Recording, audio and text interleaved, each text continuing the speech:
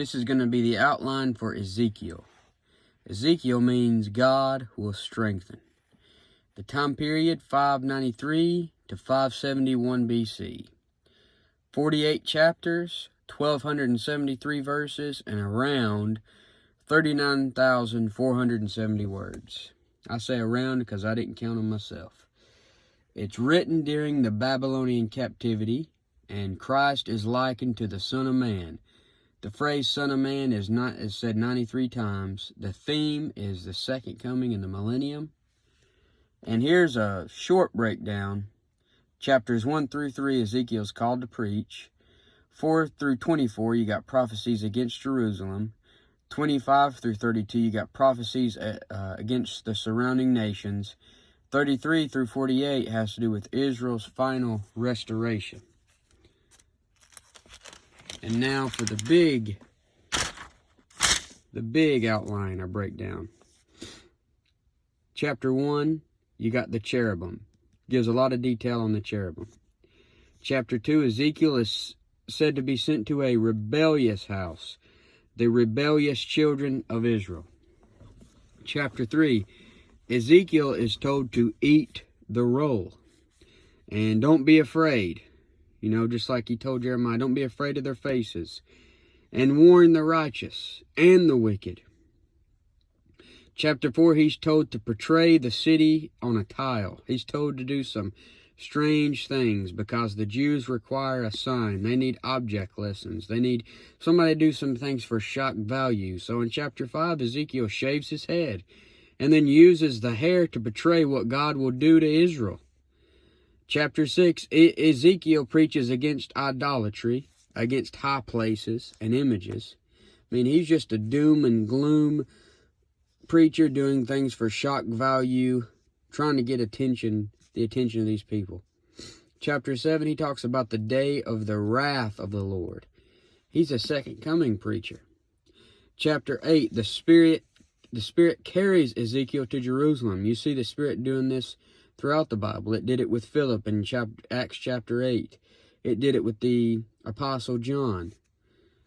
But the Spirit carries Ezekiel to Jerusalem. He goes through the door and sees the abominations that the children of Israel do in the dark. It's kind of spooky, that chapter. Chapter 9, a mark is put in the foreheads of those who hate the abominations. So kind of a reverse of what you got in Revelation, where the people who are for the Antichrist get a mark. Here, the people who are against the abominations get a mark. Chapter 10, you got Ezekiel's description of the cherubims. So chapter 1 and 10 give you a good description of the cherubims. Chapter 11, Ezekiel is told to prophesy against Pelatiah and Jezaniah. Chapter 12, you got Judah's captivity symbolized. Chapter 13, Ezekiel told to prophesy against the false prophets. And chapter 14, Ezekiel gives the house of Israel warning to turn from their idols. Chapter 15, Jerusalem is given to the fire like the vine tree. Chapter 16, God took care of Jerusalem, but they were unfaithful. Chapter 17, you got the parable of 2 eagles and a vine. Chapter 18, the soul talks about the soul that sinneth, it shall die. Chapter 19, you got lamentation for the princes of Israel and a lioness. Chapter 20, you got Israel's rebellious history. Ezekiel speaks of unquenchable fire, and they think he's just speaking parables. Chapter 21, you got the Lord's sword. Chapter 22, Israel and their bloodshed. Chapter 23, you got the 2 whores, Aholah and Aholibah. Chapter 24, Ezekiel doesn't mourn when his wife dies. Once again, he's told not to cry when his wife dies because it's going to be a sign. You see, they need somebody to come in there and wake them up, do some things for shock value. Chapter 25, you got the prophecy against Ammon, Moab, Edom, and Philistia. Chapter 26, prophecy against Tyre. 27, a lamentation for Tyrus. 28, you got the famous chapter talking about Lucifer back before he sinned, where it said, "Thou hast been in Eden, the garden of God." Lucifer, the hast been, the first has been.